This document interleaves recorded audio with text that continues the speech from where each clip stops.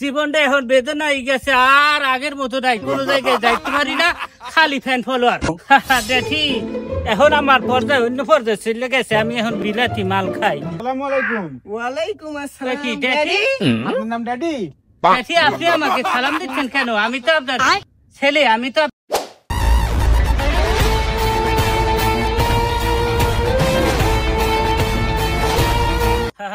এখন আমার ওই যে পপুলারিটি অন্য পর্যায়ে চলে গেছে, এই কারণে আমি বটি ঘাট রাখতে বাধ্য হয়েছি। এই যে আমার এই পাশে দেখতে পাইতেছেন, আমার বটি ঘাট হইতেছে শঙ্কু মাস্তান। এই যে তার চুলের কাটি, এই যে তার স্টাইল দেখতে পাইতেছেন, আমার সাইডে দারুণ স্টাইল দিচ্ছে। আর এই যে আর একটা বটি, তার চেহারাটা একটা শরীরটা একবার দেখেন কি, একবার ওয়াও। এই যে তার যে দাড়ির কাটিং দিয়েছে, মনে হইতেছে সে একটা ওয়াও ফ্যান্টাস্টিক। এই যে খুব দেখতে দেখতে চলে আসছি। এই যে কি এই এলাকার ভিতরে কাদো কেন? কোন এলাকায় এনেছিস তোরা আমাকে? তোমার এলাকাতে এসেছি।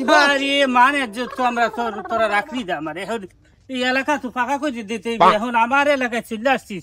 আচ্ছা অনেকদিন পর যখন চলে আসছি, এখন আমার ড্যাঠির সাথে দেখা করতে হবে। ড্যাঠির সাথে দেখা না করলে আমার ড্যাঠি আবার মাইন্ড করবে। ড্যাঠি জীবনটা এখন বেদনা হয়ে গেছে, আর আগের মতো নাই, কোনো জায়গায় যাইতে পারি না, খালি ফ্যান ফলোয়ার। আসসালামু আলাইকুম ড্যাঠি। ড্যাঠি আসসালামু আলাইকুম। ওয়ালাইকুম আসসালাম। কি ড্যাঠি? আপনার নাম ড্যাডি? ড্যাঠি আপনি আমাকে সালাম দিচ্ছেন কেন? আমি তো আপনার ছেলে, আমি তো আপনার সন্তান, আপনি অযুগবি আমাকে সালাম দিচ্ছেন কেন? আপনি কেডা স্যার? আপনি কোথা থেকে আসিছেন? জঙ্গল থাকি নাকি? আরে কি ঝামেলার ভেতর পড়ে গেলাম, মোর ড্যাঠি মরে চেনতেছে না, এখন কি করা যাবে? আমি তো আপনার ছেলে, আমি ওই যে ভাইরাল গেছি, এখন কি আগের পর্দায় আছি আমি এই দেশে ভাইরাল বয়, বুঝতে পারছেন?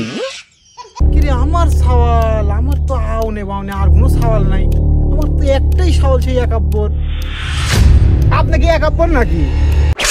এই তো ড্যাঠি রইতেছে জ্ঞান ফিরছে। ড্যাঠি আমি আপনার ছেলে হইতেছে একাব্বর, এখন চিনতে তো পারবেনি না, কারণ আমার স্ট্যাটাস এখন অন্য পর্যায়ে চলে গেছি। আমার গেট আপ দেখা কাছিন আর কোনো বুদ্ধি আছে বলেন?